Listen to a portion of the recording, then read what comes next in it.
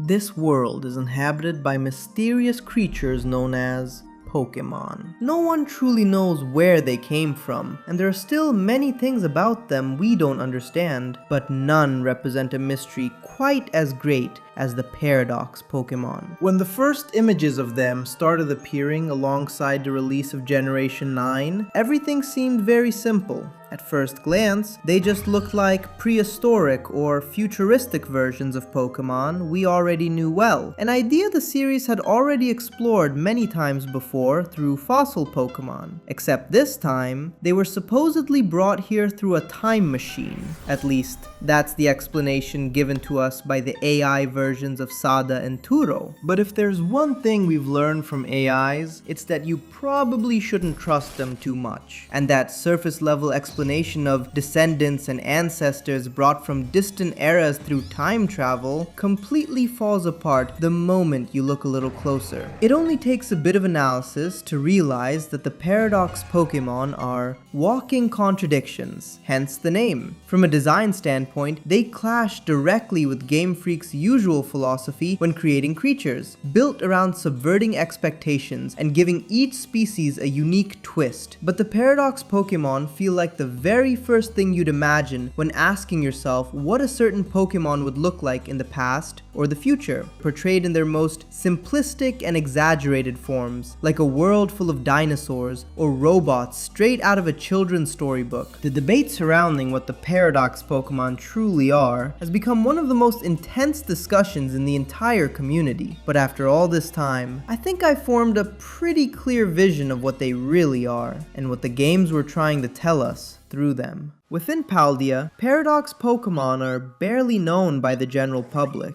The Iron Treads, or Great Tusk, that first escaped from Area Zero caused massive confusion because nobody knew what that creature even was, or whether it was a Pokémon at all. Aside from a handful of important figures, the only people familiar with these creatures were the readers of an occult magazine that, inspired by the stories told in the Scarlet and Violet books, began publishing articles about mysterious Pokémon from the past and the future. Articles with absolutely no academic basis whatsoever, written in an extremely sensationalist tone. And that detail is crucial, because aside from Iron Treads and Great Tusk, the Pokémon featured in those magazine articles never even appeared in the Scarlet and Violet books. In other words, they were completely made up by the magazine writers. And yet, we would eventually see those same creatures become reality in the games. At first, I just saw the magazine as a cheap sensationalist publication made to sell copies, spreading random rumors to fuel panic surrounding the newly discovered Paradox Pokémon. But if nobody had actually seen those creatures before, and they didn't even appear in the Violet book, could it mean that the Paradox Pokémon were materialized based on the magazine articles themselves? At that point, as illogical and disappointing as those descriptions may seem, they suddenly become accurate portrayals of the distant worlds these creatures supposedly come from, completely destroying all the more grounded explanations I came up with while first playing through the games. For example, I always saw Iron Moth as part of some kind of Dyson swarm, which would actually make perfect sense considering the Volcarona it's based on is a revered Pokémon that, according to legend, once saved an entire civilization by shining with the power of the sun after volcanic ash covered the skies. So naturally, it made sense to imagine that a future civilization capable of harvesting infinite solar energy would model that technology after the ancient Volcarona. But in the magazine, Iron Moth is described as an unidentified flying entity, a UFO sent by an advanced alien civilization to spy on humanity while waiting for the perfect moment to invade. A concept with absolutely no connection to Volcarona whatsoever. Iron Treads, meanwhile, with its significantly smaller size compared to Donphan, combined with its incredible speed, petal-like legs, mirror-shaped ears, and more pronounced tire design, clearly seemed intended to be some kind of futuristic means of transportation. But the magazine instead describes it as a weapon programmed to run over everything in its path. Iron Jugulus and Iron Thorns felt like the stars of some futuristic kaiju movie, a genre that could have become retro cool again in the future, making them perfect as animatronic recreations inspired by Tyranitar and Hydreigon, or even Mechagodzilla and Mecha King Ghidorah. Iron Thorns itself looks almost identical to one of the PokéStar Studios enemies, so it could even have been imagined as some futuristic remake of an ancient film. But by this point, we're already starting to realize that trying to apply logic and imagine realistic scenarios where these Pokémon make sense is a mistake, because according to the magazine, both of them are simply weapons created for destruction and domination. What's interesting is that Iron Jugulus is described as violent and aggressive, while Iron Thorns is portrayed as calmer and more intelligent, preferring to avoid unnecessary conflict. So maybe the writer imagined two invading armies, each with its own ultimate weapon. Iron Hands is supposedly a cyborg athlete, enhanced through cybernetic modifications, which makes me think it came from someone imagining what sumo wrestling would look like in the future. Meanwhile, Iron Bundle is the only future Paradox Pokémon not given some dark or violent backstory, instead being described as a mysterious artifact from the future, capable of gliding across snow at incredible speeds. Maybe its creator imagined a dystopian frozen future, and Delibird becoming an efficient delivery machine designed to survive those extreme conditions. Iron Valiant, supposedly the strongest of all future Paradox Pokémon, is described as the result of research aimed at creating the most powerful psychic Pokémon ever. Which immediately makes me wonder, was the writer inspired by the story behind Mewtwo's creation? We're even told that during the process, the creature lost its psychic typing, meaning that, much like the genetic Pokemon itself, it could also be seen as a failed experiment. And yet, its design is clearly just a fusion of the best traits from Gallade and Gardevoir, once again relying on one of the most cliché ideas in the fandom, fusion. And there lies the paradox. When most of us first saw these Pokemon, we instantly dismissed the magazine's explanations. After all, it was just an entertainment publication with no obligation to accurately describe reality, much like Pokédex entries themselves. We tried convincing ourselves that the Paradox Pokemon couldn't possibly be that simple or ridiculous, and instead imagined more believable scenarios where creatures like these could logically exist. In this case, a post-apocalyptic future where Pokemon had gone extinct and machines were created to fill the ecological niches they once occupied. But if these creatures were brought or created based on the magazine articles themselves and not the other way around, then those descriptions suddenly become accurate. And even if we reject the idea that the magazines themselves inspired the creation of all these Pokemon, and instead assume the Scarlet and Violet books did mention them, even if the games never show us, that still changes nothing. Because inside those books, we also find sketches of an even more absurd and incoherent creature, a fusion involving the Swords of Justice, a being the books themselves explicitly state was never actually seen during the Area Zero expedition, but was merely a sketch drawn by one of the expedition's illustrators during her free time. Inspired by the sight of such strange creatures, she simply started imagining what legendary Pokemon might look like within that magical place, without overthinking the biology, the details, or whether the concept even made sense. A creation even more surreal than those in the magazine, which would materialize in not one, but 3 different Paradox Pokemon. So, regardless of whether the source is the Scarlet and Violet books or the magazines, both support the same idea, that trying to apply normal Pokemon logic to them is a mistake, because the force that brought them into existence only seems interested in innocent, carefree, and deeply childlike ideas. In Pokémon Scarlet, all of this becomes even more obvious. At least the future Paradox Pokémon play into that ambiguity, presenting conspiratorial ideas about hypothetical futuristic civilizations where creatures like these could plausibly exist. But the past Paradox Pokémon are accompanied by low-quality pseudoscientific articles about prehistory, describing impossible ancestors in a far more blatant and grotesque way. Slitherwing resembles certain real-life moth species, so at first glance it may not seem that unbelievable as an ancestor to modern-day Volcarona, but the deeper you dig, the more problems begin to appear. Because within the Pokemon world, Volcarona is famous for the legend stating that when volcanic ash covered the skies, blocking out the sun and drastically lowering temperatures, it shone like the sun itself and saved countless Pokemon from freezing to death. This story is also inspired by a real phenomenon known as volcanic winter. The largest of these events occurred around 250 million years ago, wiping out roughly 90% of all species in the greatest mass extinction in Earth's history.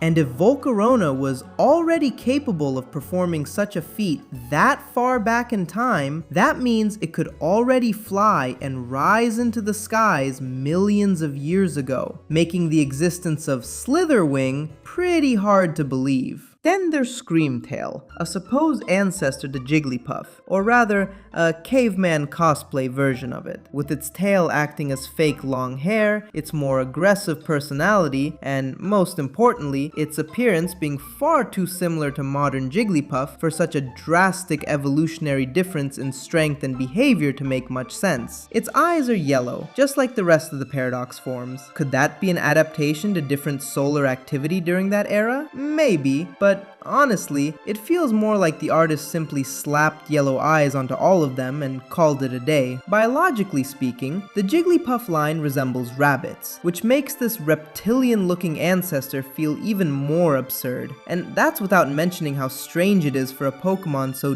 deeply associated with lullabies, balloons, sweetness, and childhood itself to suddenly become this violent and aggressive creature. The same goes for Fluttermane, which transforms Misdreavus from a banshee-like mischievous spirit into some kind of strange reptilian witch. Sandyshocks is described as a magneton that has lived for over 10,000 years, something that obviously makes no sense for a Pokemon born from industrial origins. The metal filings are byproducts of steel manufacturing, something that simply wouldn't exist 10,000 years ago. Judging by its messy, caveman-like appearance, whoever imagined it was probably just trying to picture what a Pokemon representing the Metal Age and the end of prehistory would look like. Brute Bonnet is probably the most ridiculous of all the past forms. A mushroom that supposedly adapted to resemble a Pokeball in order to lure prey, despite Pokeballs being a relatively recent invention, once again making the design completely implausible for a prehistoric creature. And once again, it has this strange reptilian appearance that feels disconnected from the biology of the Pokemon it's based on. Then there's Roaring Moon, which is probably the most shameless example of all. A design that genuinely feels like the magazine writers were running out of deadline time and simply copied Mega Salamence's concept, whose Mega Evolution was already speculated to represent Salamence regaining its original ancient power and appearance. Great Tusk is really the only one that feels 100% believable as an ancestor, relating to Donphan in the same way mammoths relate to elephants, with a more aggressive nature, larger tusks, and tougher skin. But it's still a very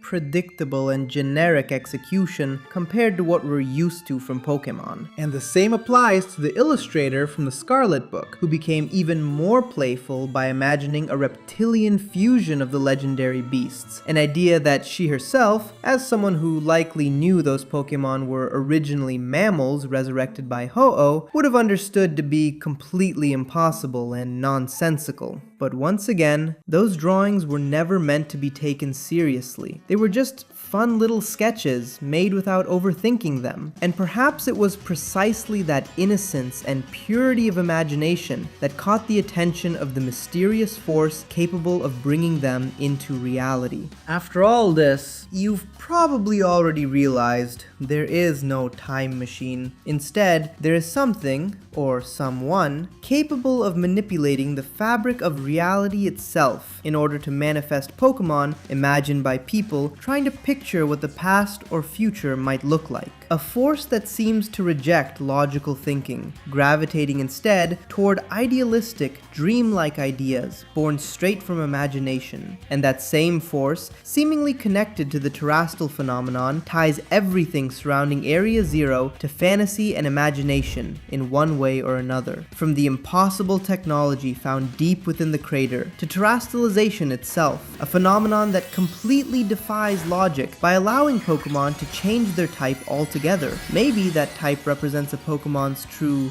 soul, its desires, its destiny, its true nature beyond its physical body. Within the Scarlet and Violet books, we hear about a mysterious disc-shaped Pokemon that may be responsible for all these strange events, later revealed to be Terapagos, a creature with an innocent, childlike appearance, a divine child seemingly uninterested in technical details or logic, using its power instead to materialize ideas aligned with the purity and wonder that define it. You can even see this reflected in how it rejects Kirin during the events of the Indigo Disc, someone consumed by overthinking and obsession, desperately trying to understand why he could never surpass you, while instead becoming interested in you, the player, and your more idealistic and adventurous spirit. Then, in the game's secret ending, we reach the Crystal Pool, a place that almost resembles a wishing well, and there, as if granting our wish to finally uncover the truth, the professor appears before us. Not the AI copy we came to know during the story, but the real professor, arriving from another dimension, and their words would completely change the discussion surrounding the Paradox Pokémon. Up until that moment, the strongest theory was that the Paradox Pokémon were a lie.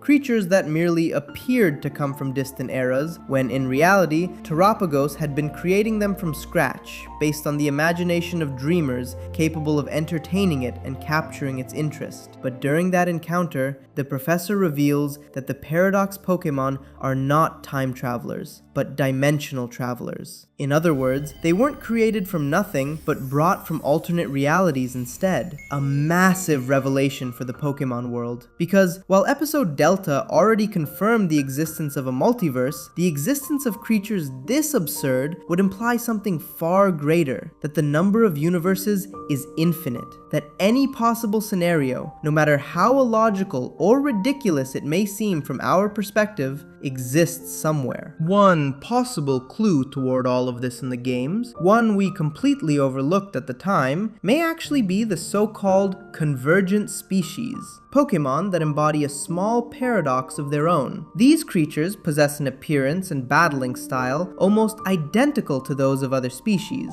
and yet, biologically, they have absolutely no connection whatsoever. They simply arrived at the same result after being exposed to similar evolutionary pressures. According to the professor's explanation, Paradox Pokémon would essentially be the exact same phenomenon, just taken to an extreme. If, on a single planet, completely unrelated Pokémon can independently evolve into forms that look nearly identical, then, by expanding those possibilities across an infinite multiverse, it's possible we could find life forms that appear even more visually alike while being completely different in terms of origin, abilities, and behavior. But now the question becomes, how much does this revelation actually disprove the theory? If the professor's AI, despite possessing all of their memories and personality, was still wrong about the Paradox Pokémon and mistakenly believed they were time travelers, then why couldn't the real professor be wrong as well? well. And was that apparition even truly the professor to begin with? Or was it simply another one of Terapagos' tricks? After all, the professor only appears once we arrive there alongside Terrapagos while actively searching for answers. Mention words like dreams and imagination multiple times in their speech, and once the encounter ends, everything fades away into a dreamlike mist before we suddenly awaken back in our room. So how much of that experience was real, and how much of it was simply another fantasy materialized by the legendary Pokémon itself? Honestly, even if the event truly happened, and we accept the professor is right and the Paradox Pokémon really are dimensional travelers, what practical difference is there between creating impossible Pokémon based on human imagination and pulling them from universes that go even further beyond what we ourselves could imagine? I think the games were intentionally written to remain ambiguous, allowing each player to walk away with the answer that resonates most deeply with them. Because in the end, what truly matters isn't where the Paradox Pokémon came from, it's what they were trying to tell us. The message hidden within the mystery itself. The power to dream, imagine. A strange and mysterious force that seems to exist beyond all logic. When a child innocently imagines the past, they see giant dinosaurs and primitive worlds. When they fantasize about the future, they picture robots, cyborgs, and impossible machines. But little by little, we begin to lose that gift and start seeing everything through the eyes of skepticism. And yet, all of us have experienced a dream so intense, so magical, or so terrifying that it feels more real than life itself. That innate power still exists within us, and it always will. Innocence, imagination, the quiet whisper of our destiny. Every city, every work of art, every revolution, even the people we eventually become, everything begins as a dream. And while reason can only describe reality, dreams possess the power to rewrite it. So protect that treasure and create your world.